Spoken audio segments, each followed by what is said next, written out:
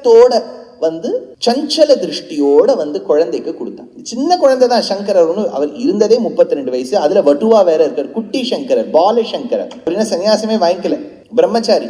அவர் இதை வாங்கிட்டார்.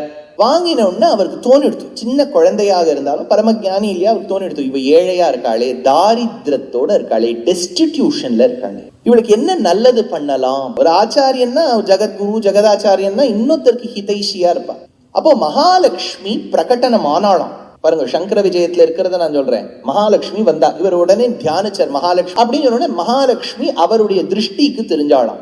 அப்போ சங்கரருக்கும் மகாலட்சுமிக்கும் நடக்கக்கூடிய வார்த்தாலாபம். இவர் கேட்டார், என்னமா கொஞ்சம் இவளுக்கு கொஞ்சம் ஏதோ செல்வம் ரொம்ப குறைஞ்சா மாதிரி இருக்கே, உன்னுடைய கடைக்கண் பார்வை படாதோ, மைக்ஷணம் ஈக்ஷணார்த்தம் இந்தீவரோதர சகோதரம் இந்திராய. ஈக்ஷணார்த்தம் அதாவது ஒரு செகண்ட் அப்படிங்கிறது ஒரு ஒரு வேல்யூ இருக்குன்னு வச்சுக்கோ.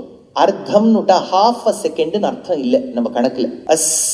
ஹாஃப் அர்த்தம்னா அந்த இடத்த 2/5 ஆஃப் அ செகண்ட் அப்படின்னு தான் அதுக்கு கணக்கு பண்ணி மேத்தமெட்டிஷியன்ஸ் சொல்றா. 2/5 ஆஃப் செகண்ட் இதான் செகண்ட். சங்கரர் சொன்னார், நீ ரொம்ப நாளி பார்க்க வேண்டாம், ஈக்ஷர். அதுக்கு மகாலட்சுமி சொன்னா, இல்லப்பா இதுக்கெல்லாம் ஃபார்முலா இருக்கு, அவ்வளவு பூர்வ ஜென்ம கர்மா அவ்வளவு இருக்கு, சஞ்சித கர்மா அவ்வளவு இருக்கு. ஃபார்முலா படி பார்த்தேன்னா I can not provide her support. Shankar சம்ஜோத்தும்.